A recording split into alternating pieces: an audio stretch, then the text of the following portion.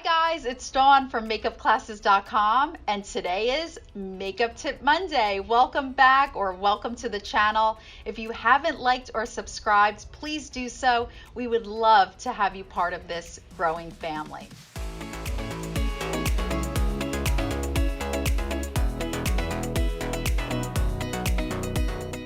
Well, today guys, it's makeup tip number 4, and it goes like this.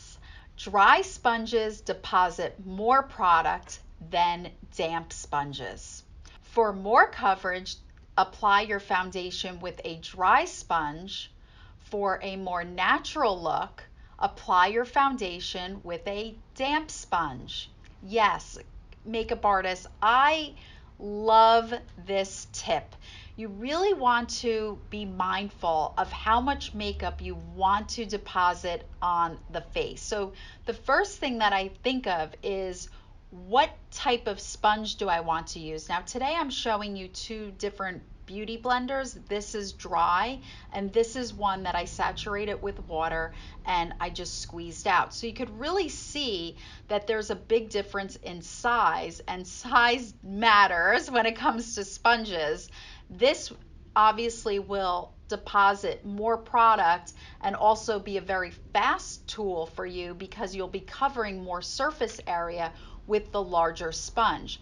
The dry sponge is smaller, so it will take you a little more time to deposit a lot of product on the face. Also, a dry sponge, because it's very tight and less porous, this will absorb less makeup. So you will deposit more foundation on the face with a dry sponge than with a wet sponge. The wet sponge will actually absorb a little bit of the foundation, and it will go on a lot smoother too because there's some water in this sponge. So you'll really be able to blend and smooth out the makeup with the wet sponge. The dry sponge might give you a little bit more of a tug on the skin and might be a little harder to work with, but again, because it's small and it's harder in consistency, you're going to take your time when you're applying that foundation.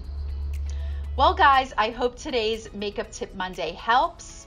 Please like, subscribe to this channel, and I'll see you next time on Makeup Tip Monday. Bye everyone.